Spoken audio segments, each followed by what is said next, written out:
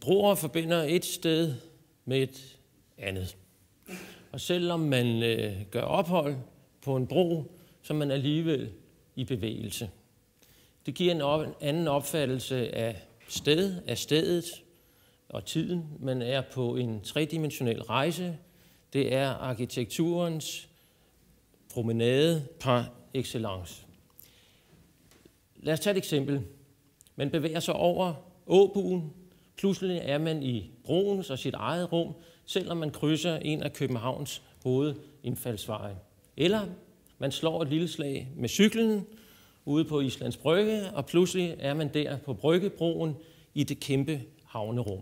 Eller vi flyver til Hongkong, tager turen i bil fra Chek Lap Kok nordøst på, slår et skarpt sving ved Tingye Island, og pludselig hænger vi i Stonecutters broens tynde kabler 75 meter over Rambler Channel med udsigt til hele Hong Kong Centrals skyline. Det er de oplevelser, som jeg vil tale om. Det er alle sammen projekter, hvor Dissing og Weitling har været arkitekt. Det er projekter, som er kendetegnet ved en særlig skarphed i udtrykket, en arkitektonisk præcision, der er blevet til i samarbejdet med en lang række ingeniører.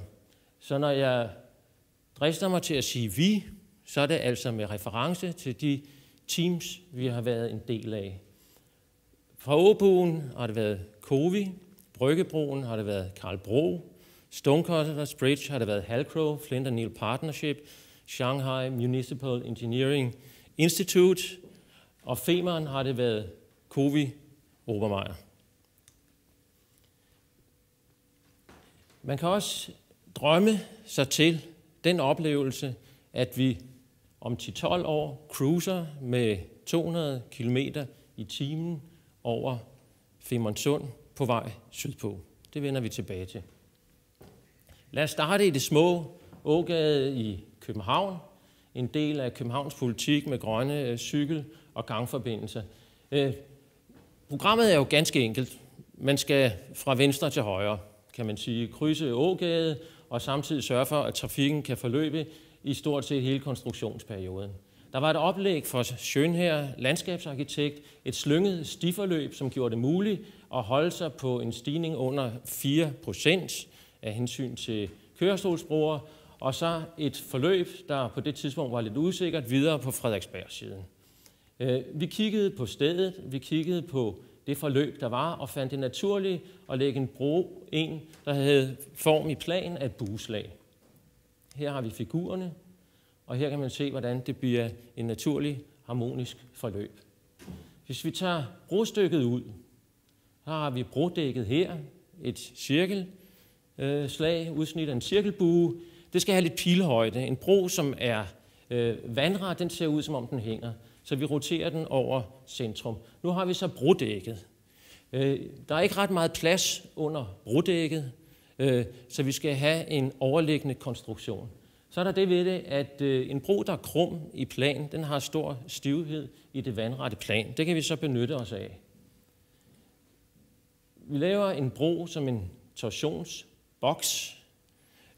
På grund af stivheden, så kan vi faktisk hænge broen op i en bue i kun den ene side. Så sætter vi stagene på, og så har vi den færdige bro. Og buen kan stå der og trykke på landfæsterne i hver side. Sådan ser det ud. Når man arbejder med broer, så er selve produktionsdelen, stedet er en stor betydning. Hvordan kan man komme til? Som sagt, så skal vi altså over Ågade. Den kan vi ikke lukke i særlig lang tid. Vi fik 48 timer. Vi har brodækket her, torsionsboksen, der kun er 60 cm højt. Det kan laves i sektioner, og på stedet var der stor plads nok til, at man kunne svejse elementerne sammen, sådan så man i et stort løft kunne få hele brodækket på plads, holde det på plads, og så montere sin bue. Hvis vi cykler lidt videre her fra Nørrebro over Frederiksberg og til Vesterbro, så kommer vi til Islands Brygge. og Københavns Havn. I 50 år har vi måttet nøjes med 4 broforbindelser tværs over. Med den udvikling, der har været i havneområderne, blev der behov for en ny forbindelse ved Islands Brygge over mod Fisketorvet og Dybelsgade. Der var ikke nogen krav om særlig stor spænd, så vi kunne lave en simpel bro. Vi ser et tværsnit her, der består af en kassedrager og 2 udkravede dæk, et cykeldæk til cyklister og til fodgængere. Så har vi den berømte fritrumsprofil, så vi kunne i virkeligheden ikke have nogen konstruktion under den 5,40 meter linje, så vi skubber den centrale drager lidt op.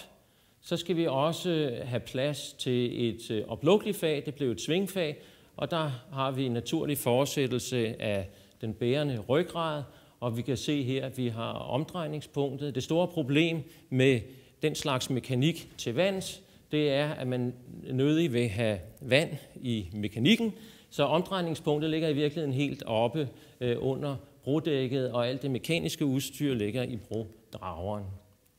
Når man arbejder med broer, så kan man sige, det har i hvert fald været vores indgangsvinkel, at det man ser, det er det, der er i princippet, at alt i broen indgår konstruktivt. Vi ser her brodrageren som den her ryggrad, vi ser de udgravede dæk, der hviler på foldede stålplader, og vi ser de enkle stålsøjler. Vi starter med det store havneløb. Vi skal have et gennemsejlingsfag til havnebussen. Det ligger lidt ubekvemt, for med de 4%, som er maksimum hældningen på broen, så er vi nødt til at forlænge broen et godt stykke ind på land. Med velvillig bistand fra Københavns Havn, så flytter vi så gennemsejlingen. Og nu kan den lille havnebus så mose frem og tilbage. Så har vi et problem med lidt større skibe. Den placerer vi lidt herude, og så laver vi et svingfag, en enkel og simpel løsning, og en del af drageren med en forøgning i højden af drageren, så vi kan klare den store udgravning, der skal til for svingfaget.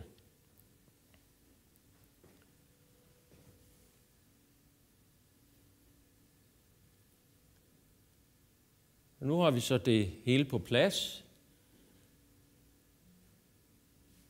Og så kan vi se, hvordan mekanikken virker. Vi har det lille gennemsejlingsfag, og så har vi det større gennemsejlingsfag.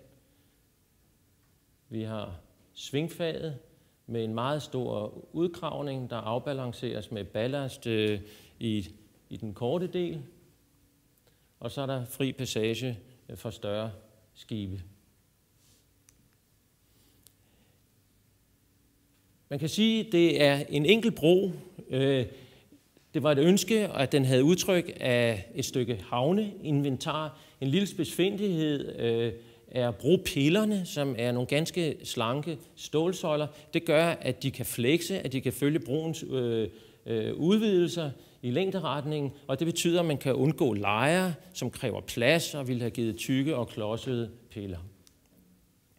Så er der noget med fodgængerbroer. Man er tæt på broen, der er noget med det taktile, og der er også noget af det, at man skaber en fornemmelse af tryghed i det store mørke rum her.